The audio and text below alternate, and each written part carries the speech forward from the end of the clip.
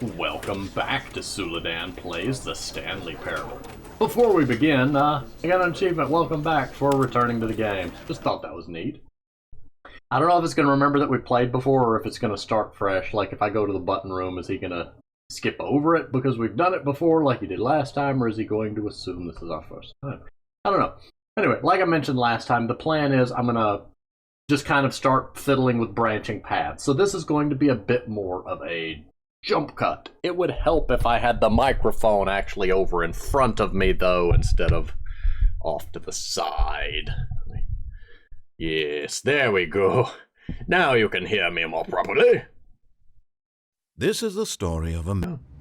Thank you, Charlie. Charlie, I'm going to need you to behave yourself today, though.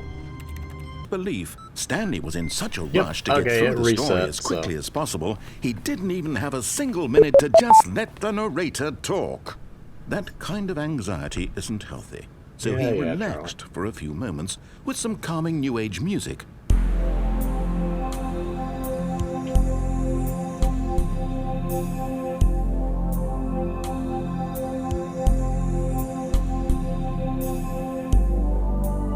Feeling soothed and rejuvenated, Stanley calmly walked forward into the opened passageway. I'm soothed. What was over there again? Yeah, I can kind of squeeze back behind here, but there wasn't anything really of use. At least not that my senses can see. So dark. Stanley walked straight ahead through the large door that read Mind Control. This is the first branch that I haven't done that I can think of off the top of my head beyond, you know, if there's a button sequence at the end that'll let me do something. Let's go to the escape route! Although this passageway had the word escape written on it, the truth was that at the end of this hall, Stanley would meet his violent death. Felt like that doorway was getting closer. The door behind him was not shut. Stanley still had every opportunity to turn around and get back on track. Okay, Charlie. At this point, Stanley was making a conscious, concerted effort to walk forward and willingly confront his death.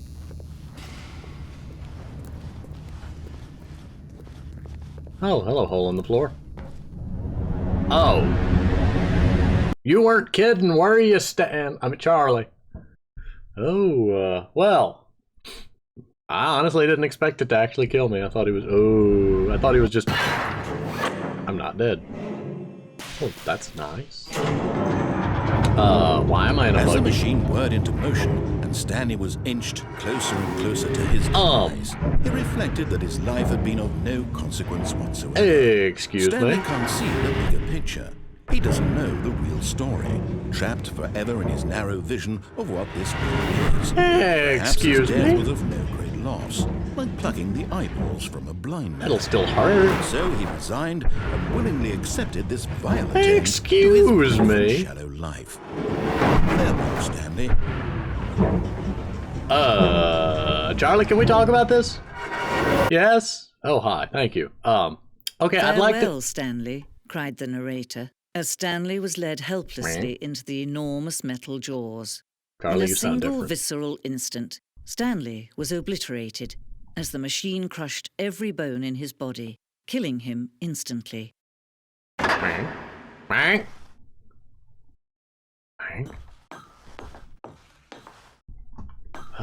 What happened to Charlie? And yet it would be just a few minutes before Stanley would restart the game, back in his office, as alive as ever. What exactly did the narrator think he was going to accomplish?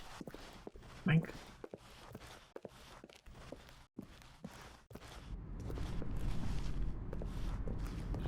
don't trust it. When every path you can walk has been created for you long in advance, death becomes meaningless, making life the same. Do you see now? Do you see that Stanley was already dead from the moment he hit start? That assumes that all paths lead to the same end.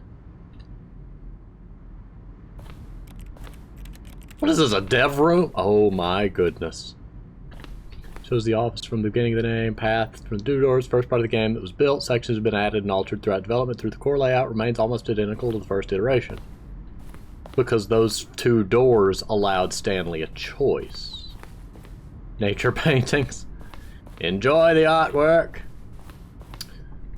Ooh, there's so many things for me to read. Office. These doors must... Nope, nope. Well, I thought it would open. Buttons! Selection of sounds used throughout the game when buttons are pressed. Each button sound is a mix of a keyboard stroke and a synthesized tone.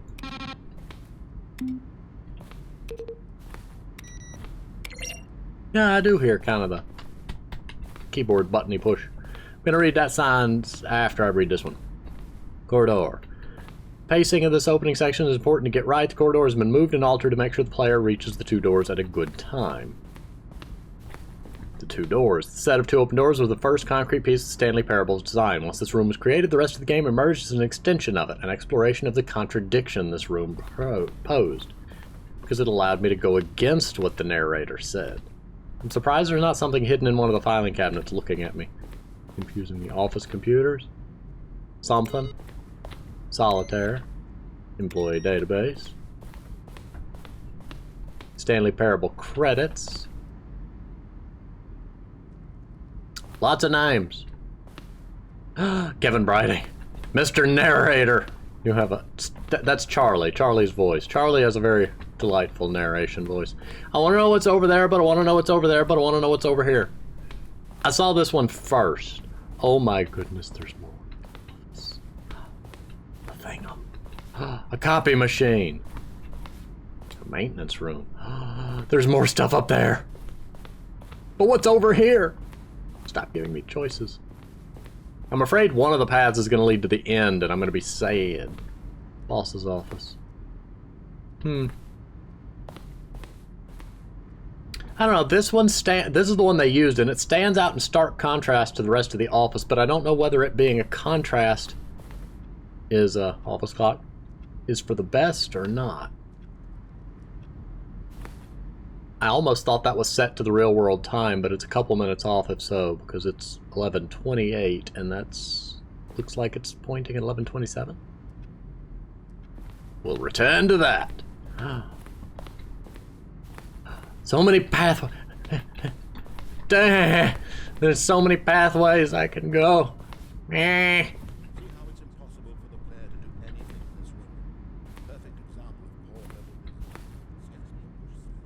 Charlie in the distance. I'm sneaking up on Charlie, aren't I? Ooh, the freedom ending. First incarnation of the freedom ending. Well, I haven't found a freedom ending yet. Oh, wait, no, yes I have. That's what the regular ending was, isn't it? Countdown desk. One of the desks from an early version of the countdown ending.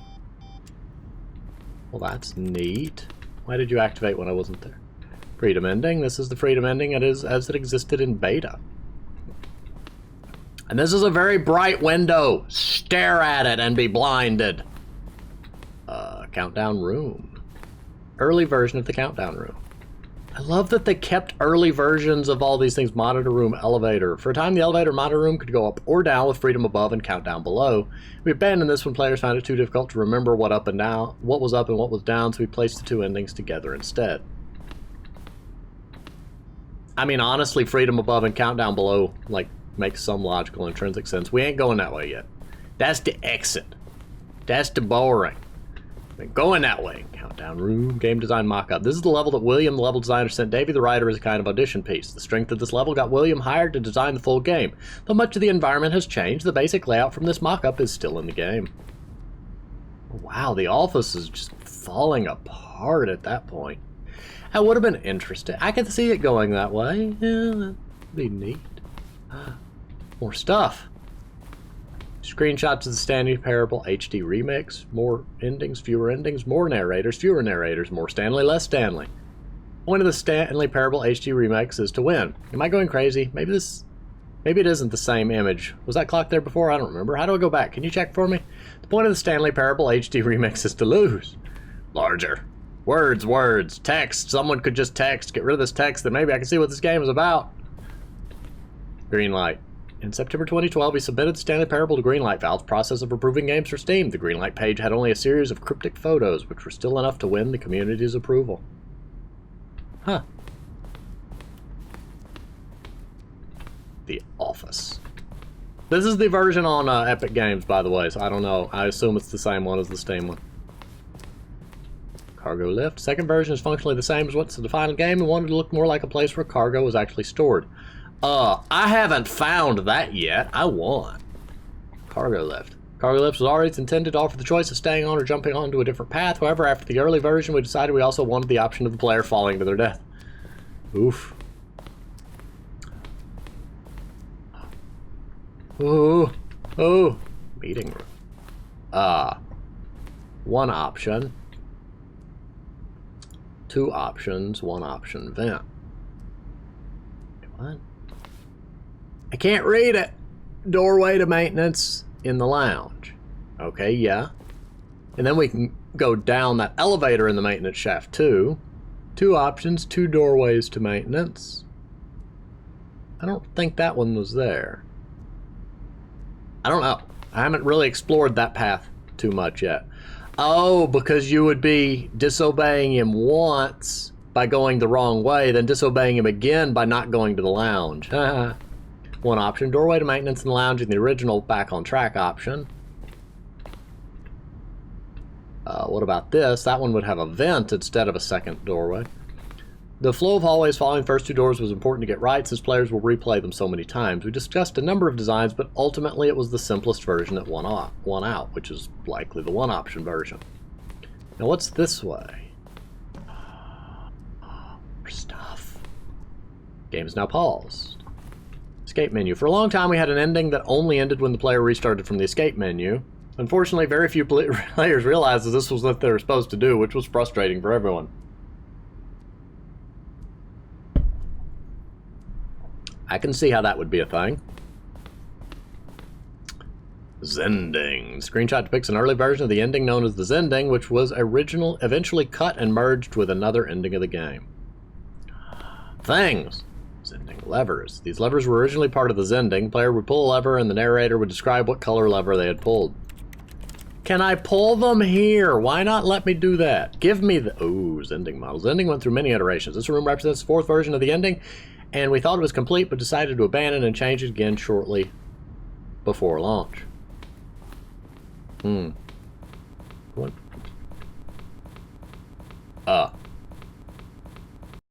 Well, that ain't good. Charlie, what have you done? Okay, hang on, we'll have to jump cut back. Way. Oh, I just noticed that end of that cabinet has the stripedy marks and that end doesn't. Very puzzling. That is clearly the linchpin to the entire story. The door behind him was not shut. Stanley still had every opportunity to turn around and get back on track.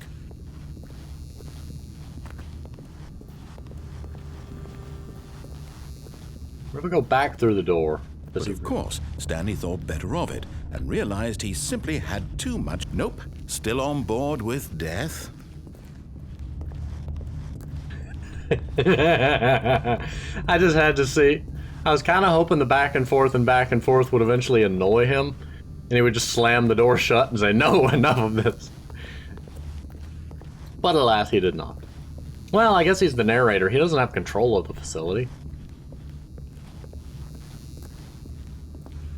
I guess as the narrator, he could say the door slammed shut. Stanley was making a conscious, concerted effort to question. How much control does Charlie have? And willingly confront his death.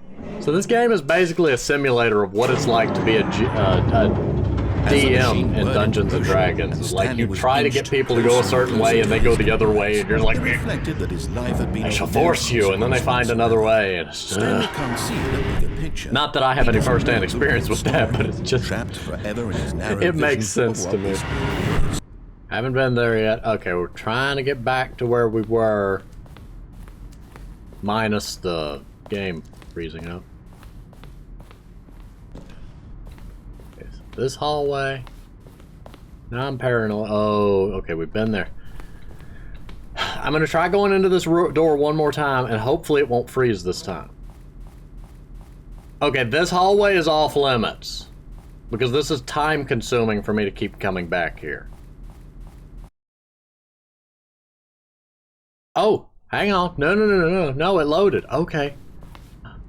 Oh, it must be trying to load that video as soon as we get in here, and last time it froze. Trailers. We ran 4 major teaser trailers over the course of the game's development, each meant to convey something about the spirit of the game. This is the first one, released in 2012, May. It features a series of broken rooms and the voice of the narrator informing viewers that he is preparing a new version of the Stanley Parable.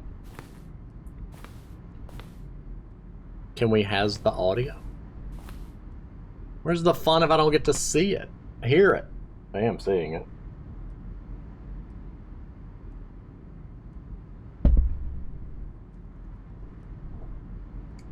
That's it, huh? Wow.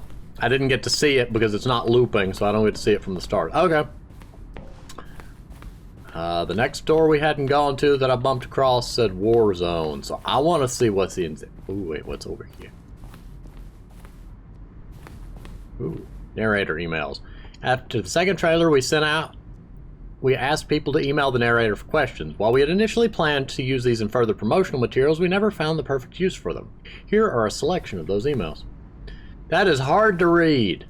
Urgent response, neat. Whoa, come on. How's the game going? I hope it's good or better than the first one. From a cool man, James Irvine.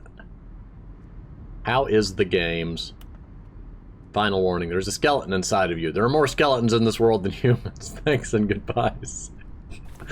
I really would like to just stand there and read all the emails, but alas. Ooh, Warzone, eh? Early in development, we designed an ending where Stanley would end up on a battlefield fighting aliens. The action game would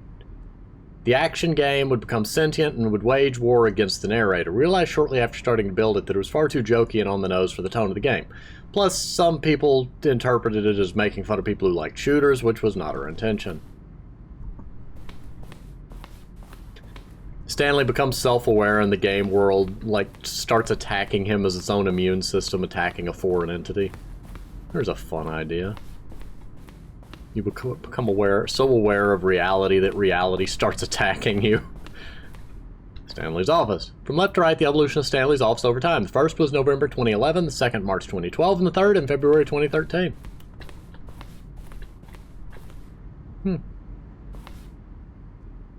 I like the one on the right. The one that we ended up with. It just feels more complete. Okay, so there is an exit door we could go through, but there's also another path I haven't followed, if memory serves. So we will go to the exit door soon. But I heard Charlie's voice coming from that direction over there.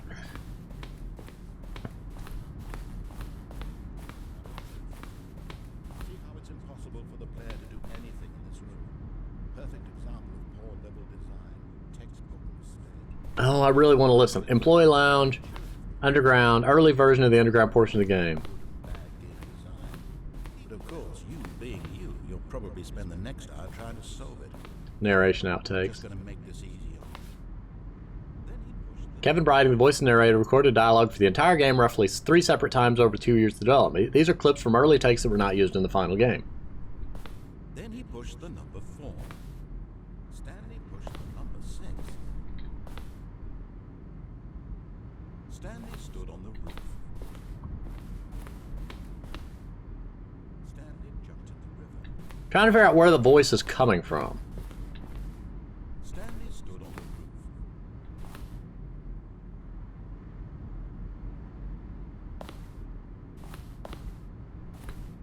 Where were all of his co-workers?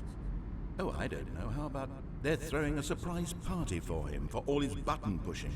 Does that sound plausible to you? You know what I'd love to do? Get the Charlie over here and Mendikaus from War for the Overworld, put them in a room together, and just see what hilarious voice lines happen. They both just have that same sort of, I don't know, there's a certain energy to their narration. I think I've seen everything in here, so we're gonna go through this door. Oh, look at these two. How they wish to destroy one another. How they wish to control one another. How they both wish to be free. Off. Wait. Off? Can you see? Can you see how much they need one another?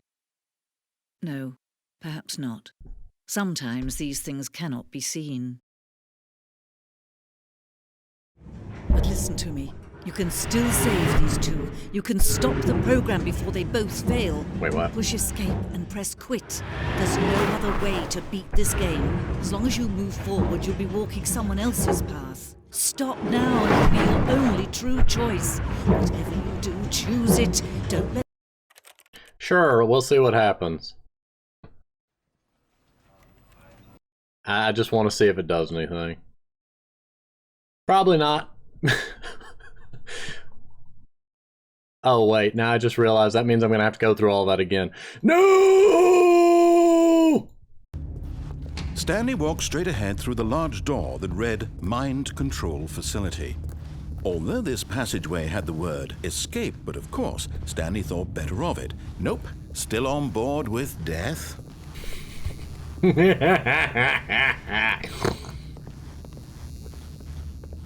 shall not hurt me. The door behind him was not shut. Stanley still had every opportunity to turn around and get back on track. You try to trick me into going back. At this point, Stanley was making a conscious, concerted effort to walk forward and willingly confront his death. How could you? You did this. But listen to me. You can still save these two. You can stop the program before they both fail. Tried that already, didn't do nothing. Press quit. There's no other way to beat this game. As long as you move forward, you'll be walking someone else's path. Stop now and it'll be your only true choice. Already tried that. Whatever you do, choose it. Don't let time choose for you. Don't let time choose.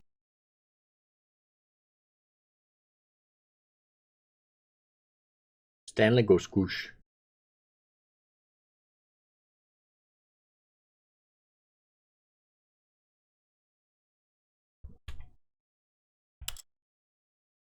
Oh, it's it. Oh, there is a save button. Neat. How did I not notice that? I guess you could pause wherever you're at and do the thing.